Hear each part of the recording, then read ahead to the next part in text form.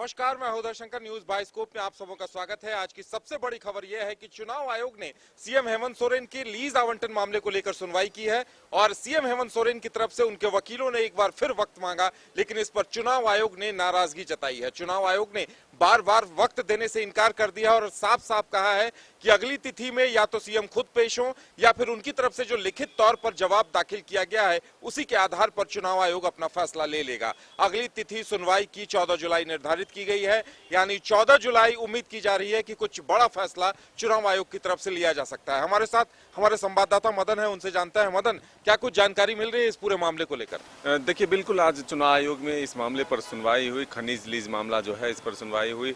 BJP की तरफ से जो अधिवक्ता है उन्होंने मीडिया से बातचीत करते हुए कहा कि आज पूरे इस मामले पर सुनवाई होनी थी, लेकिन महज 2 मिनट ही इस पर सुनवाई हुई, क्योंकि मुख्यमंत्री की तरफ से जो पक्ष रखने के लिए अधिवक्ता वहां मौजूद थे वो सिर्फ यही कह रहे थे कि अभी फिलहाल इसकी सुनवाई को टाल दिया जाए और वक्त दिया जाए।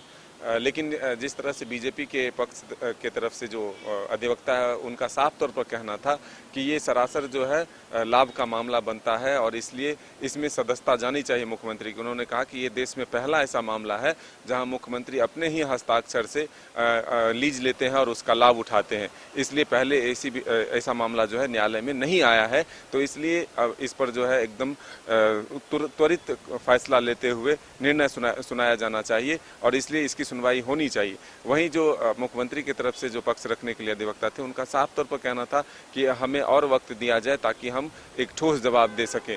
लेकिन अब जो निर्वाचन आयोग है उन्होंने साफ तौर पर कहा है कि अब इससे ज़्यादा वक्त नहीं दिया जा सकता, क्योंकि इसी तारीख को अंतिम माना जा रहा था। पिछली सुनवाई के दौरान ही निर्वाचन आयोग के द्वारा कहा गया था कि जो भी पक्ष रखना है वो इस समय सीमा के अंदर रख ले, लेकिन अब फिर एक आखिरी मौका जरूर मिला है। वो 14 जुलाई का तय हुआ है। 14 जुलाई को अब देखना होगा कि आखिर किस तरह से अपना जवाब यहाँ रखा जाता है मुख्यमंत्री की तरफ से, ये आने वाला वक्त बताएगा। लेकिन हम ये कह सकते हैं कि ये मामला जो है अब गंभीर होता हुआ दिख रहा है, क्योंकि जिस तरह से चुनाव आयोग की तरफ से ये कहा गया है कि अगर आप जवाब नहीं रखते हैं तो जो जवाब अब तक दाखिल हुए हैं उसके आधार पर चुनाव आयोग फैसला ले सकती है। तो ये महत्वपूर्ण माना जा रहा है और 14 जुलाई का जो दिन होगा वो बेहद खास होने वाला है। बिल्कुल, सबसे गंभीर बात यह है कि सीएम हेमंत सोरेन के साथ साथ उनके भाई बसंत सोरेन पे भी यह मामला चल रहा है।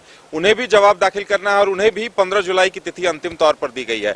मदन, बीजेपी के जो अधिवक्ता हैं वो सीधे सीधे दावा ठोक रहे हैं कि ये ऑफिस ऑफ प्रॉफिट का मामला है और इसमें बचाव की कोई गुंजाइश नहीं है। सीएम को अपना पद छोड़ना होगा या तो चुनाव आयोग की तरफ से उनकी सदस्यता खारिज कर दी जाएगी। जाहिर सी बात है, काफी बड़ी बात है और लगता है कि मसला गंभीर है, इसीलिए शायद बार बार वक्त की मांग की जा रही है। देखिए, जो जेएमएम के नेता हैं या फिर जो उनके अधिवक्ता हैं वो ये कह रहे हैं कि ये कहीं से भी ऑफिस ऑफ प्रॉफिट का मामला नहीं बनता है, क्योंकि मुख्यमंत्री ने खुद सरेंडर किया है। जब उनको ये जानकारी मिली कि ये उनके नाम से लीज आवंटित है तो उन्होंने सरेंडर कर दिया और फिर अभी तक कोई वहाँ से लीज का जो है निकासी नहीं किया गया है।